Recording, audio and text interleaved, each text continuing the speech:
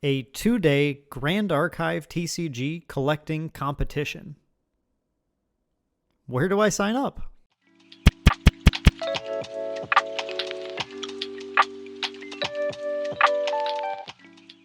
Hey everyone, it's Dan with Main Deck back again with another Grand Archive video for you guys. We had to make this video because just last week, the Grand Archive team, Weebs of the Shore, posted a Kickstarter update along with several blog posts on the Grand Archive website, gatcg.com, detailing a whole bunch of actually really big, important information. We're going to go through just a couple of those kind of quickly because I really want to focus this video on one thing in particular. As I mentioned in the intro, there's sort of a first of its kind as far as I have about 20 plus years of experience playing TCGs, and I have never heard of something like this. So, hey, write in the comments down below if I'm wrong, if this has been done before, please let me know. But as far as I'm aware, Grand Archive is going to have in 2023 at their first major event, not only a competitive event where you play the actual game, but a separate equally competitive event, not like a side event, but a two kind of equal parts event where collectors get to collect competitively. It's just so wild. I'm super excited to dive into that and talk about that. But right away, before we jump into that, two things. If you guys enjoy getting updates like this, if you enjoy our Grand Archive content and content for other TCGs, go ahead and hit that subscribe button down below. We are on the road to 1,000 subs. We're hoping to get that before the end of the year, and I would really appreciate your support in helping us reach that goal so we can continue to put out awesome content for you guys. Secondly, we're just going to go ahead and jump in here. We're going to do a little bit of our website view. There we go. So we have a few tabs we're going to run through here, and we're just going to briefly talk about a couple of things because I don't want this update to slip you guys by. I want you guys to make sure you understand what's going on because I think a lot of you guys maybe use these videos as a little bit of a catch-up. You don't keep track of everything, who has time to read every article that's out there. I totally get it. No worries. So first thing we want to mention, this is sort of the one negative piece of news that's associated with all these updates, is that there is, as you can see here, an additional Kickstarter product delay of a few weeks. Ultimately, what this means is that we are not going to get our first edition Grand Archive content until about January of 2023. So ultimately what that means is that we're getting about a year of time between the Kickstarter succeeding in the beginning of the year and then actually getting the content. And I can just say, obviously this sucks. We're not, no one's a fan of having to wait even longer for this product, but all things considered, a year for a Kickstarter really isn't that bad. I'm someone who's backed a lot of Kickstarters, Kickstarter board games and stuff in the past. I believe I'm still considered a super backer on Kickstarter. And Grand Archive, compared to some of the other games that were launching at the time, like Nostalgics, it was a great example of Sorcery, I believe, is another one that had a lot of, those games had a lot of their art and assets all finished, whereas Grand Archive was pushing out for the Kickstarter in order to get the funding to be able to get the quality of art that they were looking for. So some delays were inevitable because it was already going to take a bit longer, and we can see here in this update they explain that the main reason for this update is that the manufacturer had even misquoted them a shorter amount of time to receive the cardstock that they need to print the cards on, and that cardstock became in very high demand. Of course, as you guys probably know, there are a lot of big TCGs that are actually on the horizon right now, and this is actually, honestly, I'd say this is probably a repercussion in some ways of the sort of TCG resurgence we've been seeing on Kickstarter lately. A lot of these TCGs going to print, and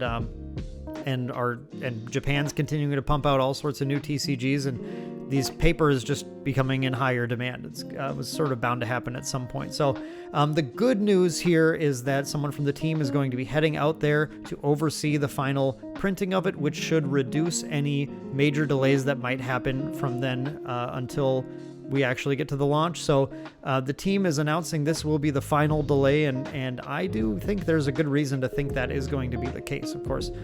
So we'll just have to see what happens, but that is the one negative news. A couple other small hits here before we get to the big stuff. They did announce that there is a the Silvie demo deck that's going to be available. Basically, if you go to index.gatcg.com, excuse me, link is down in the description. You don't have to listen to me saying the link out loud here. You can just go click it down there. There are now cards for the Silvie deck to be played, Silvie being the Tamer champion. So you can go ahead and jump in there and check all those out. There's a lot of really cool cards here using Silvie's really unique mechanics. She's got a really cool mechanic called Preserve attached to her Terra Advanced Element cards. And then some really cool regalia to enable your Pride to be active for all your beasts and animal allies. So should be a lot of fun, and we're actually planning on doing another gameplay video here on the channel soon where you can check out that Tamer gameplay in action, so stay tuned for that. Likewise here, I'm just going to show off a couple other small things. Game store demos are going to be available very soon. I think this is a really nice thing to do to kind of bridge the gap, considering that there's a delay in the product now. So make sure you get your local game store to go ahead and go to the link. Again, the link to this is down in the description. There's a link to request a demo bundle here that they can click on, and then they can go ahead and submit the request. Any game stores that did back the Kickstarter will have the first dibs, basically, at getting these kits, but these kits are going to include 16 demo decks as well as a pack, and I believe this is the kind that they're going to have these foil art sleeves that are available, as well as a Silvie deck box with really nice high quality Silvie deck box that's available that they can use however they want as a prize or something. So make sure your local game stores get in on that so you guys can start showing the game to people and getting people excited, even though we still have a little bit more to go until the first edition and Ultra Edition launch. And then the last thing they announced here was some new information about collector rares in Grand Archive. So collector rares are these really, really exciting full art signed cards that we're all looking forward to getting. Here's an example of one. This is actually a new one that they're showing off. Nimue Cursed Touch is already a card that they've shown in the game. Of course, all these collector rares are just parallel versions of cards that are already available at normal rarities in the set. But these are extremely rare full art foil signed versions of the cards. And the big news here was twofold. One, announcing the various populations for these different cards and where to get some of them, including that some of them are available in the Ultra Edition starter decks.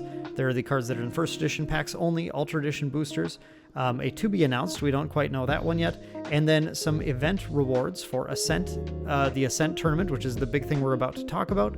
And then finally, a few more TBAs, and then these event packs. We're about to talk about those as well. So the big news here is that some of these will be available as tournament prizes, as well as being collectible in the packs. However, they were only going to be found in one way. So the ones that you find in a pack are only going to be found in a pack. The ones that are in event packs are only in event packs. So, really cool, though. It's really cool to see that, and obviously this art continues to be... Hori is just an incredible artist and continues to blow this art away, so I'm really excited to see some of these in person. I can't wait. Okay, finally, let's talk about the big thing here, which is the plans for organized play that are being announced. So there are a few steps to this. The first part that they talk about is just the basic breakdown of event packs that are going to be available, much like other games like Dragon Ball Super, as well as My Hero Academia. I was trying to... There was one other easy one for me to think of. They are going to be using a tournament pack reward system that's going to be available by attending your local events. They've announced 3 event packs associated with set 1, Dawn of Ashes, so I think it's pretty safe to assume that as we go on to set 2, codenamed ALC, which is a small set, there's going to be some more event packs available as they move on then to set 3 and more event packs after that, etc.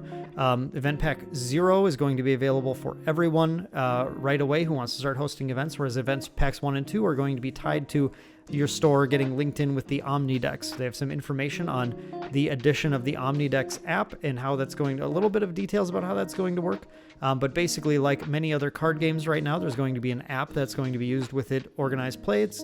You're going to be able to find events, sign up for events. Game stores can host their events on the app, which allows players to find them and sign up for them. And then the app's going to track your rating as a player. They have mentioned some of this in the past, but if you missed some of this, it's a pretty robust system that they're developing here, and I recommend you go ahead and read through this. The high points are that players are going to get points not only just for playing in events, but also there's going to be a basic ELO rating for playing, comparing your skill to other players' skills that you play against. That will allow you to increase or decrease your ELO. However, if all you do is attend events over and over again, you ultimately will be gaining points because they have a veterancy measurement, this metric that measures how many total matches you have played. And if I recall from the previous discussion about this, the veterancy is going to be a pretty big score that doesn't change, whereas the ELO is that change that can go up and down. And then event points are a seasonal set of points as well for attending events in the current season. The gist of all that is that if you just go to as many events as you can, you will up your veterancy as you go. Even if you lose everything through your ELO, your veterancy should carry you, and your event points should help you out for that season as well. And if you can also win a bunch of them, then you're obviously going to be able to rank higher. But this means that as your veterancy grows throughout the seasons, as sets release for Grand Archive, you'll start to hit basically a base level that you can't go below. So you'll start out as unranked, but once you get to bronze, if you have enough points just through veterancy alone, you'll always start at bronze. If you have enough points through veterancy alone for silver, you'll always start at silver, etc. Which is a nice bonus just for people who are committed to the game and can play a lot of events. They note some of the prizes you can get here, including promo redemptions for hitting different levels, as well as first round buys at Ascent events and free entry into Ascent events. So really, really great stuff for players in here. Really excited about that. But what we're here to talk about, the final and most exciting thing that I want to talk about today, is Ascent Houston, the announcement of Ascent Houston, which is going to be their first major event taking place sometime in August to October 2023. So about 1 year from now. And Ascent Houston is going to be a two-sided event, as I mentioned earlier. So they have two sides to it, two main events, the Path of Steel and the Path of Silver. The Path of Steel is what you expect. It's a competitive tournament where players are going to play against each other in 1 day of Swiss and then 1 day of elimination events, single elimination events, and you're going to compete for playmats and promos and special prize cards and cash as well. Actually, they mentioned cash is in there as well. The Path of Silver is the really cool thing. I'll let you guys go ahead and just like dive into this article again down in the description if you want to see the details of like the prize packages and everything, or go ahead and just pause the video and read that stuff. The Path of Silver is what we really need to talk about here. So the Path of Silver is, in my experience, from what I've seen, the first ever event of this type. It is an event for collectors specifically. This is just so wild to me. I can't even get over this. I think it is so cool. And I'm going to tell you right now, I think if this does well, or even if it doesn't do well, this kind of thing is the exact kind of thing that you see getting copied by other games, other systems down the line once they see how kind of innovative and unique this thing is. So the Path of Silver allows collectors for the game who specifically like to collect cards. Maybe they've just never even learned the game. Maybe they don't care about playing. Maybe they're not great at the game, but they love collecting the cards. It allows them to compete in a sort of a realm that they're good at. It's like when I get to go play a board game. Finally, I'm on my home turf. I can do a little bit better than playing a competitive game. Honestly, I might even think about entering the Path of Silver at Ascent Houston instead of Steel. So in the Path of Silver, participants are going to submit a 50-card collection, and then they're going to get a score based on what they submitted. So as you can see here, basically the idea is that every card has base score values, and they have 3 attributes that they're going to be ranking on: Valor, Grace, and Charm. So these aren't scores that are listed on the card, obviously. The card doesn't have these stats on them. Instead, a few months before the event takes place, Weebs of the Shore is going to release their spreadsheet. Here's the point values for everything. You can expect some content here on Main Deck once those come out, talking about analyzing that, trying to find, where the point values you're looking for and everything. But the thing is, that's not the whole system here, right? If that were all, the idea was you'd find the 50 cards that were worth the most points, you would buy them all, and you would win the game. It'd be a straight pay-to-win system. Now, I'm not completely convinced that this doesn't have pay-to-win elements to it, but of course it's collecting. Like, if you, even without this competition, collecting is already sort of a pay-to-win, from whatever your own criteria is for winning Arena. So it's not like that strange, I guess. But what I think is really impressive is how they've managed to gamify this a little bit. So what you want to do when you go to Ascent Houston is you want to bring your collection. You want to bring everything. You probably want to have an idea of some of the high point value cards you've already tried to like seek out or whatever. And they do note that individual cards go up in their point value based on the variant of them. So foils are worth more and collector rares are worth more. You can see actually the foils worth twice as much here as an example of this than a regular card, and a collector rare is worth 3 times the value of the foil card.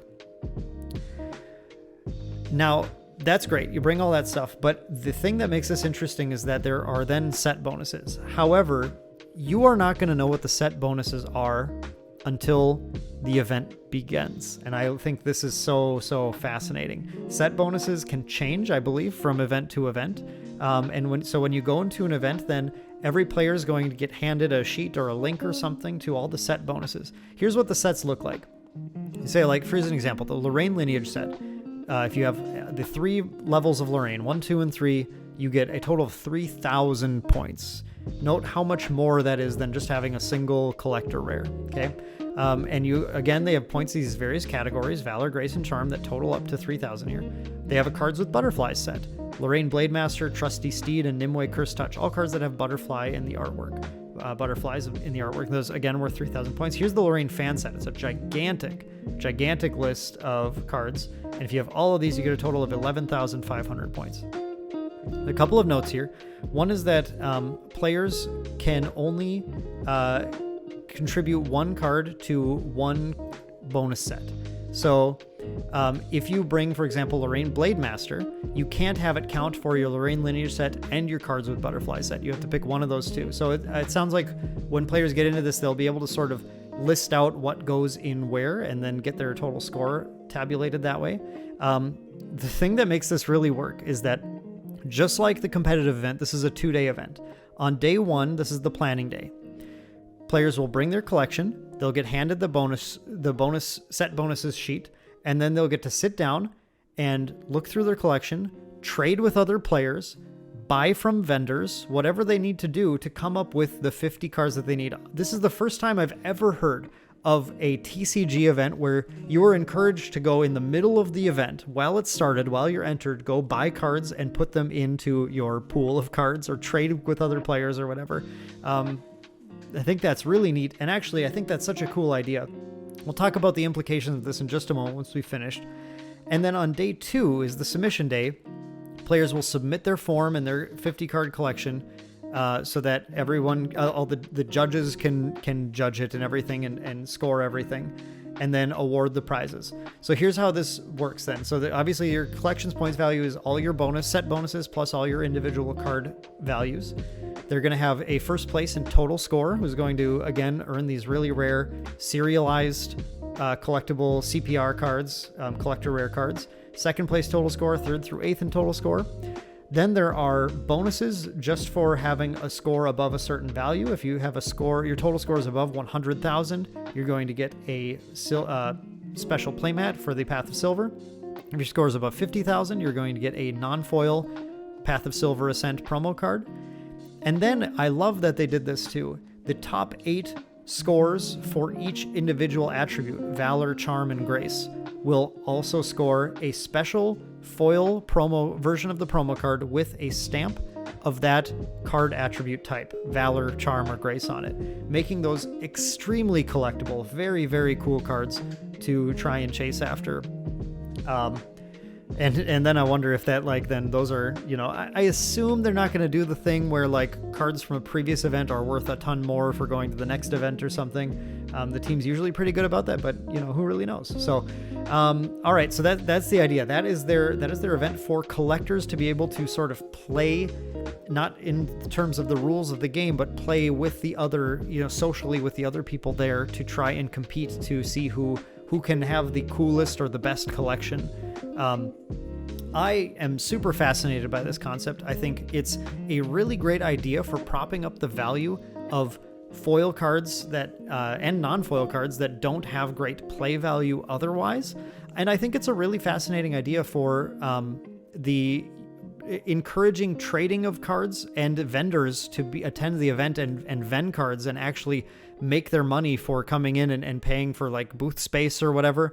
That I think will work out really well. It's sort of almost a win-win situation like that. The fact that it encourages people to bring foil cards to compete with each other will mean that the bar for playing competitively is still right there at getting non-foil Alter Edition cards or whatever.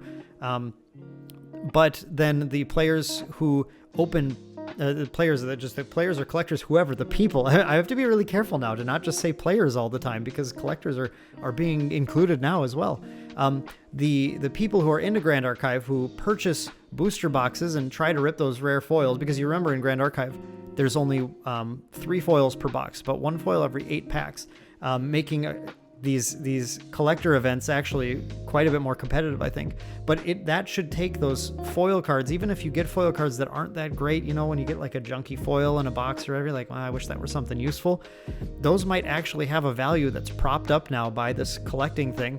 And unfortunately, the thing that's really interesting that I'm fascinated to see is that we won't necessarily know until the event begins. So you'll be actually, even if you're not intending on playing in the collector's event, you probably would do well to attend Ascent Houston if you want to try and get the most value for your collection, if trying in like trade value or something, because bringing these, like maybe let's say Trusty Steed isn't a competitively played card or something, but then suddenly everybody's after it because it's part of this big set bonus on that weekend. Well, you want to be the one who's there with like, I got 2 foil Trusty Steeds, who wants to trade?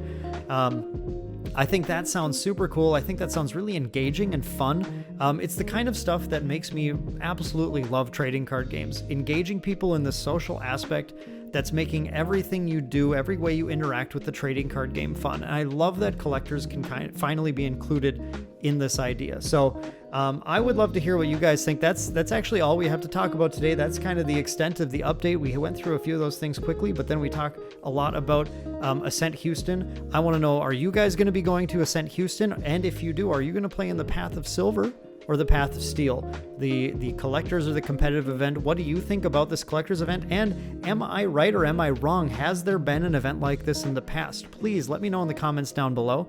Really appreciate you guys watching today, and I hope you guys enjoyed this. Once again, a huge shout out to our patrons who make all of these types of videos possible.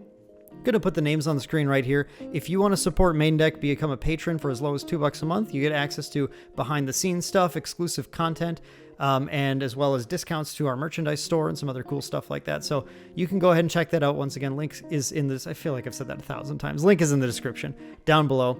And one final plea, if you did enjoy this, please consider giving us a subscription. We would love to be in your feed every week showing you some new TCG content. And we've got a lot of really fun stuff on the way for Grand Archive and for many other TCGs. So with that said, guys, I hope you guys have a wonderful day. Thanks so much for tuning in. That's been your Grand Archive update, and we will see you in the next one. Take care, guys.